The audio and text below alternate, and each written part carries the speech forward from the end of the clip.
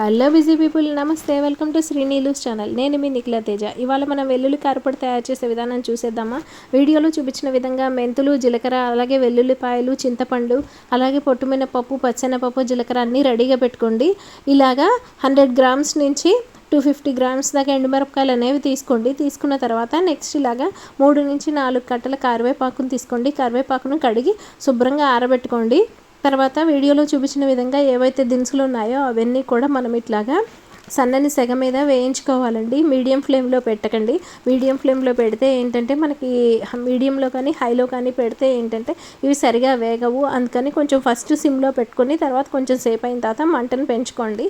ఇలాగ ఫస్ట్ ఈ దినుసులన్నీ కూడా మంచిగా వేయించుకోవాలండి. వేగుతున్నప్పుడే మనకు మంచి కమ్మటి వాసన అనేది వస్తుంది. ఇవన్నీ వేగిపోయిన తర్వాత ఇదే బాండీలో మీరు చింతపండు అను వెల్లుల్లిపాయలు ఏవైతే ఉన్నాయో ఆ వెల్లుల్లిపాయలని వేయించుకోండి. దానికి మళ్ళీ వెలిగించాల్సిన అవసరం లేదు. ఆ సెగ మీదే సరిపోతుందండి, ఆ బాండీ వేడి మీదే. ఇవన్నీ వేగిపోయిన తర్వాత వీటిని చల్లార్చుకోవడానికి ఒక ప్లేట్లో తీసి పెట్టుకోండి.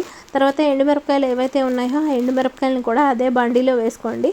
1 స్పూన్ నూనె వేసుకోండి. 1 స్పూన్ నూనె వేసుకున్న తర్వాత ఎండుమిరపకాయలను కూడా వేయించుకోండి.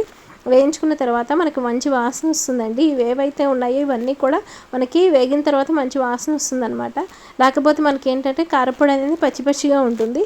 ఇదంతా వేగిపోయిన తర్వాత ఇవి కూడా తీసేసి పక్కన ప్లేట్లో పెట్టుకోండి. ప్లేట్లో పెట్టుకున్న తర్వాత మనం ఏవైతే కరివేపాకు కడిగి ఆరబోసుకుని ఉంచుకున్నామో ఆ కరివేపాకును కూడా వేయించేసుకోండి. ఈ కరివేపాకును కూడా వేయించుకున్న తర్వాత చల్లారనివ్వాలండి. ఇవన్నీ కూడా తీసి ప్లేట్లో పెట్టుకున్న తర్వాత మంచిగా చల్లారాలి. చల్లారిన తర్వాత మనం ఇవన్నీ కూడా మిక్సీ పట్టుకోవాలన్నమాట. చల్లారకుండా మనం మిక్సీ అనేది పట్టలేము.